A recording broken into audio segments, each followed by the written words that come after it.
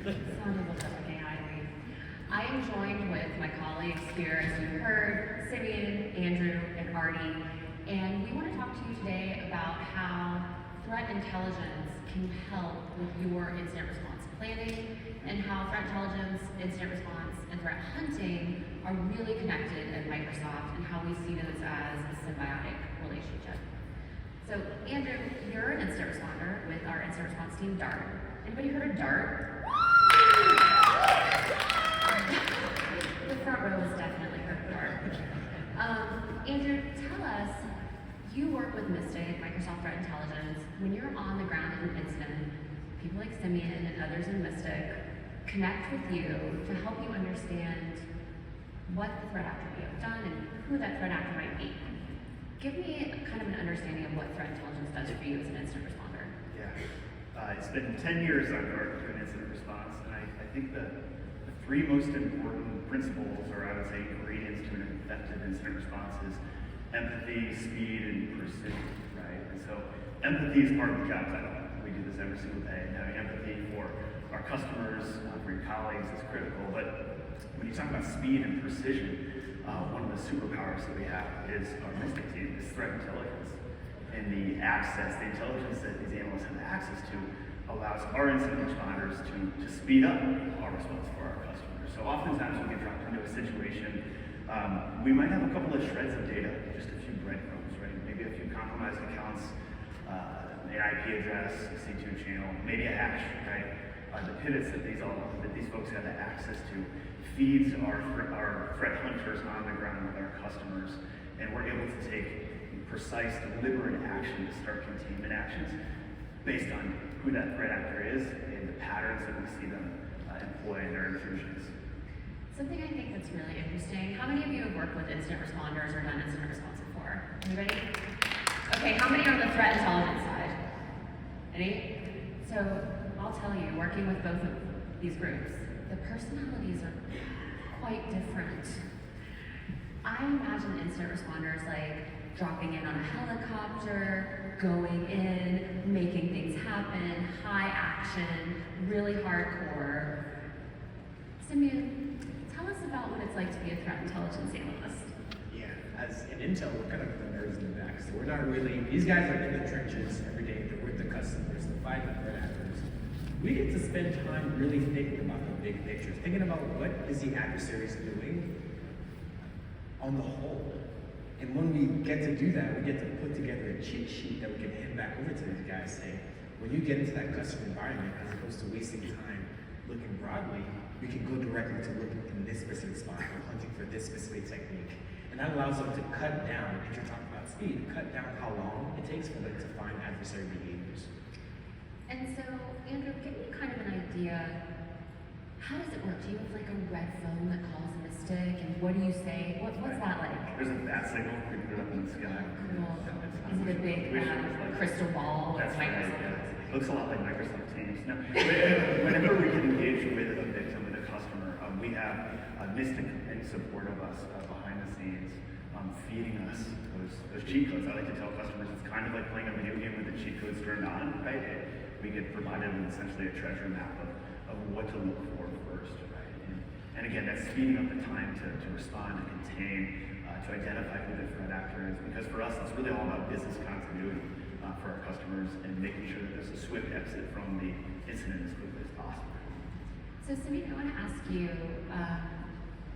first of all, you work crime. You're a crime threat intelligence analyst. Who loves crime? I feel crime is very interesting. So, when DART calls you, are you able to make an attribution on who that threat actor is while the incident is live? Sometimes we already know about the threat actor. We track a lot of different threat actors in Microsoft. That's kind of a superpower. And so a lot of the time, I'll say, we saw these CTPs or these indicators, and we can say, we track that as this X threat actor. Or even better, sometimes we don't know, and we're able to say, okay, well now we'll start tracking this as a threat actor. And as the investigation goes, we have these open lines of communication where we can start hunting together and say, what are you seeing? How can I hunt more broadly from what you're seeing to give you a better understanding of what the threat actor might be doing? So, Aarti, this sounds like it works beautifully. Very proud of our Mystic and Dark partnerships for things like threat hunting and incident response. What can organizations do to help elevate them to get to that kind of level where their incident response teams and their threat intelligence teams, or even if they're using an external provider, what should they be doing to get ready for these kinds of things? Yeah, on most days these teams work perfectly together. I think And we've learned from experience. Honestly, and the third part to this is generally the product team as well. At Microsoft, you'll have the Intel team, the IR team, and the product teams working in a cycle, so we have one cohesive operation. When we go out to work with our customers, you get a range of how prepared an environment is, a team is, for an incident. And to answer the question of what people should do, you start with the breadth of the problems that exist. The best case scenario of when there is an incident, the team knows their roles and responsibilities. They know who to call. They know the moving parts. They know what their policies are. They know who to call in the middle of the night and wake them up because, incidents don't happen on a Wednesday afternoon. And that well-oiled machine ensures that, irrespective of how much they practice, the incident is never perfect. Right? It's not exactly what you practice. But you're only then worried about the 20% and the 30% that deviates from what your plan is. So there's muscle memory to act and interact between all the various components of the team. And part of that is calling Andrew here and saying, hey, we've got a problem, parachute in. He's going to ask you for a helicopter at the end of this. You deserve a Maybe Microsoft helicopter. But on a serious note, just knowing who to call and making sure that you have that SLA, that they show up within a couple hours, they're helping you. That is the best case scenario. What we see more often than not is that there is an average discussion of maybe what we're going to do when something goes wrong. Very often when someone says they have an IR plan, my first question is, so is it printed out? And just asking that question makes people realize, oh, well, we probably need to go relook at that IR plan. And so the advice to people is A, roles and responsibilities. B, practice till perfect as much as you can. It's, have the annual physical, get someone to come in, do a compromise assessment, have your team shadow them, make sure that your team knows how to operate with each other and with this third party. And our experience is when that is put in place, when we need to engage, it's a couple days because all the moving parts are there. When that's not in place, it could be months. And that's months of business continuity issues, that's months of the company not innovating, living in fear, one that we can avoid. Let me ask the audience, how many of you either have printed or plan to go print out your incident response plan on Monday? Everyone is supposed to raise their hand.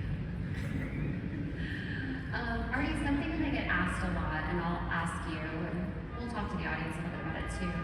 I hear all the time from security practitioners, CISOs, whoever, maybe, should we pay the ransom?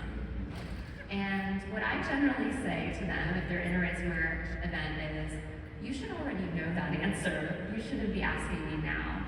And so I want to kind of understand from you, when you're looking at organizations that are under incident response in a breach, how many of them have made that decision? Unfortunately, not enough. The answer should be 100%. Will you change decision on the fly? Possibly. But your board should have met. Your C-level team should have met. Your external lawyers should have a point of view. You need to know who you call when that happens. And it's very rare that internal and external counsel, the board, and the C-level are all aligned during an incident and know the law. Because sometimes, based on which country the incident's happening, where the attribution might be, you may not be allowed to do certain things. Having that cohesive element as part of that plan beforehand, unfortunately, is not as often seen as it should be. So to that printing out process,